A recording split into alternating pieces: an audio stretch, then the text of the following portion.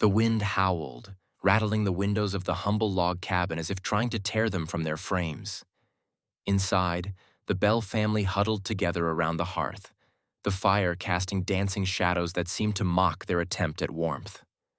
It was the autumn of 1818, but the chill that permeated the air had nothing to do with the changing seasons. It was a cold born of fear, a terror that had taken root in their home and their hearts. It had started simply enough, with strange scratching noises on the walls, like a rat trapped within the logs. John Bell, a man known for his strength and good humor, would joke about it, but the humor soon faded as the noises grew in intensity.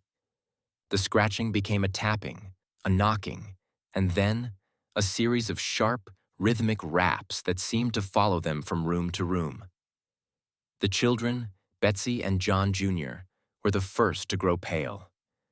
Their mother, Lucy, found herself whispering prayers she hadn't spoken since childhood. Then, the manifestations escalated. The blankets on the beds would be pulled from the sleeping occupants, and the pillows would be torn from beneath their heads and thrown across the room. One night, John Jr. woke to a violent slapping on his face, so real and painful that he cried out, leaving a red welt on his cheek that his father swore was the mark of a hand. The entity had found its voice. It was a faint whisper at first, a disembodied murmur that sounded like an old woman mumbling to herself. It grew stronger over the weeks, evolving into a voice that could be heard clearly, a cackling, malicious thing that knew their secrets and their fears. It would taunt John Bell, mocking his every move and condemning him for his perceived sins. It was this part that was the most unnerving. The entity, which the family and later the community began to call Kate, seemed to have an intimate knowledge of their lives. It knew about John Bell's past land dealings and would threaten him with damnation for what it called a great sin. One evening, as the family sat for dinner, a piece of meat from John Bell's plate was suddenly lifted into the air and slapped against his face. The slap was so powerful it sent him reeling from his chair, a trail of grease and blood on his cheek.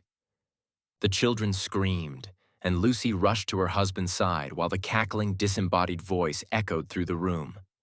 "I'll kill you, old Jack," it croaked. "I'll kill you for what you've done." John Bell, once a pillar of strength, began to wither. He suffered from strange fits, his jaw clenching and his tongue swelling until he could barely speak. His limbs would seize up, and his face would contort in pain. He would feel pins and needles all over his body, as if 1,000 needles were stabbing him at once. He believed the witch was slowly poisoning him, and his family, watching his decline, could only believe him. Betsy, his youngest daughter, bore the brunt of Kate's physical assaults. The entity would pull her hair, pinch her, and slap her across the face. One day, a friend of the family, a brave and rational man, came to investigate. As he spoke with Betsy, a single invisible force slapped her so hard that she was thrown from her chair. The man, a skeptic no more, fled the cabin in a state of shock. The night of December 20th, 1820, a new terror descended. The family had prepared for bed, exhausted from the endless torment. In the dark of his room, John Bell felt a presence at his bedside. He could not move. His body, already weakened, was completely paralyzed.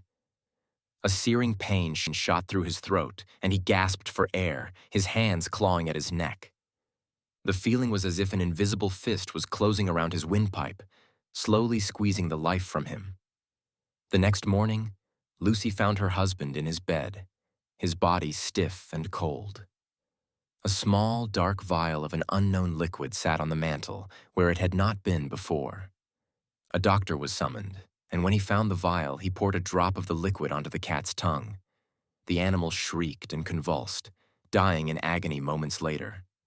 As the doctor and the family watched in horror, the disembodied voice echoed from the corner of the room, a triumphant, wicked sound. "I gave old Jack a dose," it cackled. "I've sent him to hell." The Bell Witch's reign of terror had come to a horrifying and final conclusion. They buried John Bell, a man who had been terrorized to death, and in the years that followed, the legend of the Bell Witch lived on.